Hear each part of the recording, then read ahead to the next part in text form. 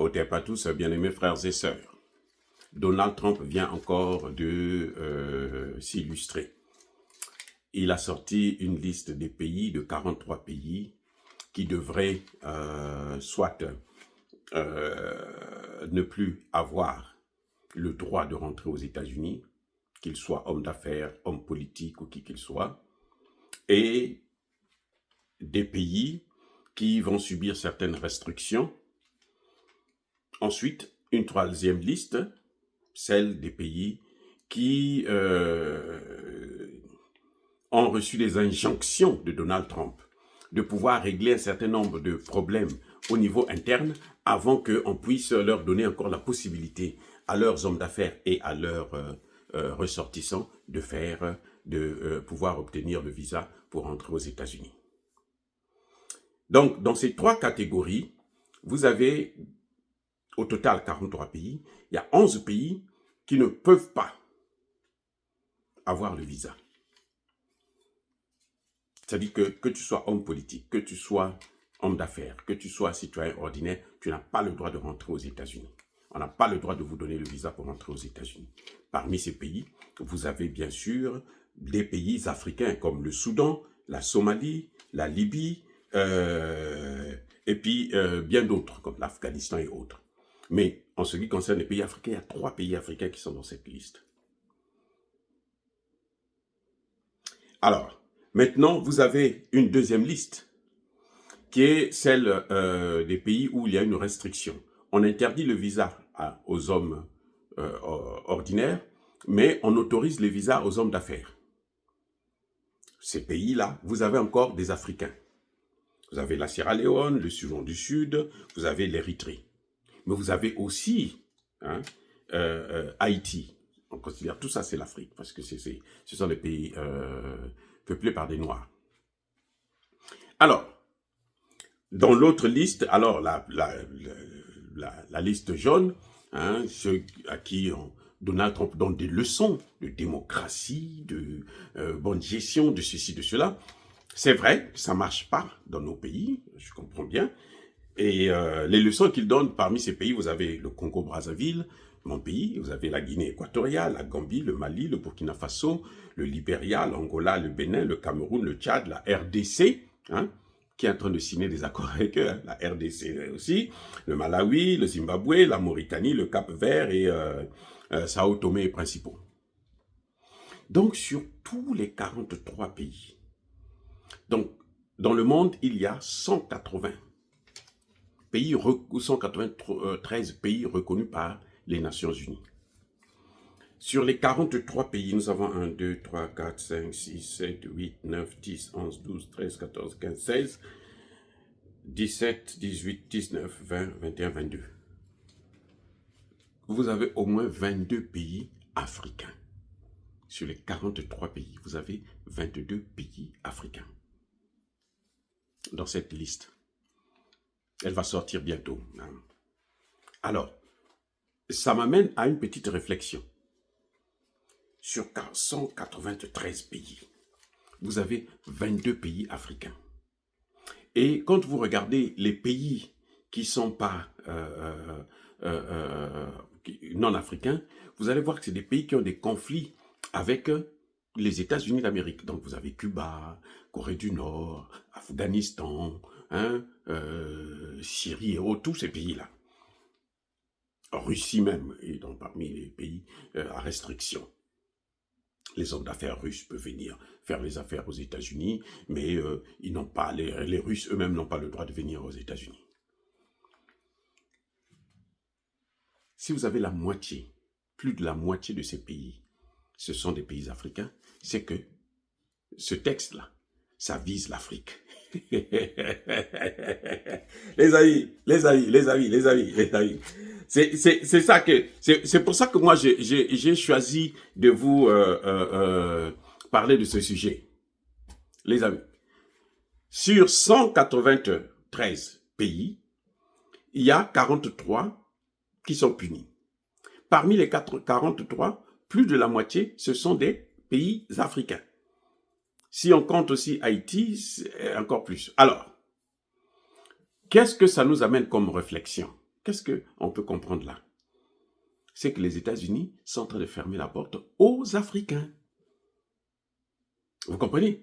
C'est que les États-Unis s'attaquent aux Africains. Pourquoi? Parce que c'est le caractère raciste qui est en train de sortir de là. J'ai soutenu Donald Trump, hein, et je ne le regrette pas. Voilà, ça c'est clair. J'ai fait mon choix par rapport à l'autre qui portait des jupettes là. J'ai préféré Donald Trump. Mais ça ne peut pas m'empêcher de critiquer une politique qui n'a ni tête ni queue.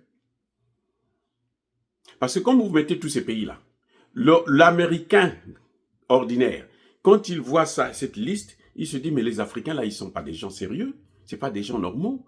Ce sont eux qui nous amènent l'insécurité, ce sont eux qui nous amènent... Alors que l'insécurité ici, là, c'est d'abord les Hispaniques. Ce n'est pas les Africains, c'est d'abord les Hispaniques.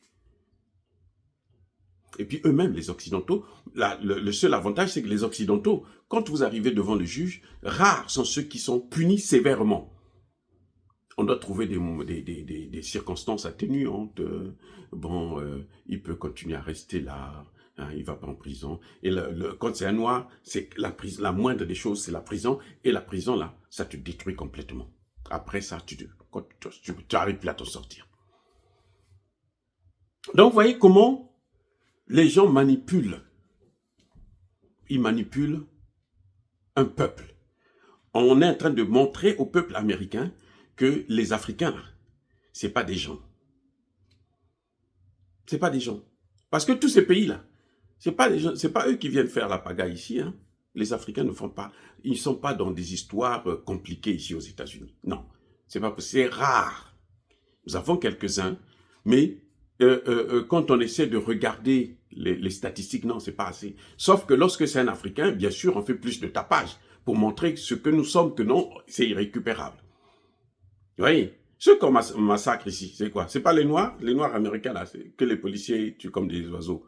C'est des Noirs, c'est pas des Blancs. Donc, vous voyez un peu, on ne touche pas les Chinois, on ne touche pas les Russes. Non, vous allez toucher les Chinois, vous allez voir ce qui va se passer.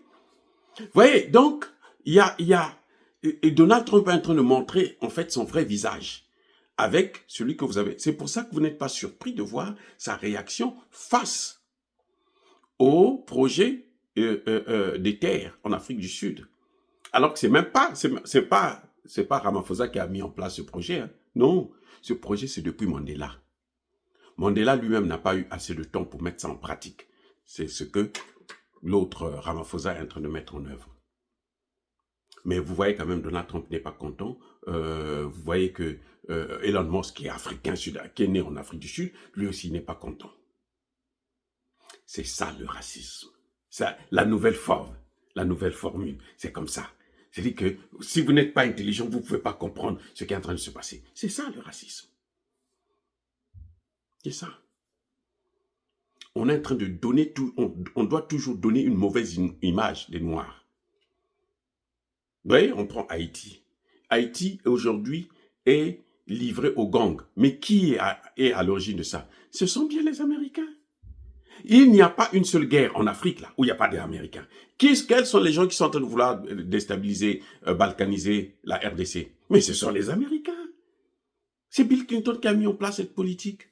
Il faut pas, on n'a pas besoin d'être un savant pour comprendre ça. C'est la vérité.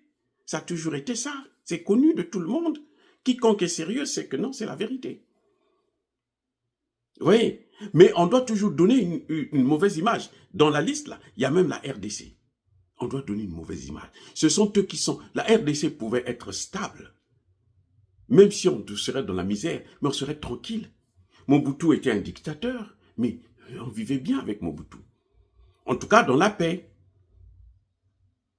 Ce n'était pas comme on a fait 18 millions de morts. L'œuvre des Américains. Ce sont eux qui ont soutenu Kagame. Et ils continuent à le soutenir. Ils ont sanctionné tout le monde, sauf leur ami, leur allié, Paul Kagame, parce qu'on peut encore l'utiliser.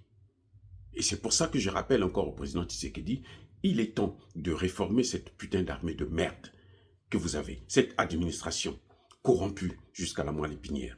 Parce que les Américains, là, c'est des mabaloukantango. C'est-à-dire que c'est des gens qui changent à tout moment. il peut dire ça aujourd'hui, demain il change.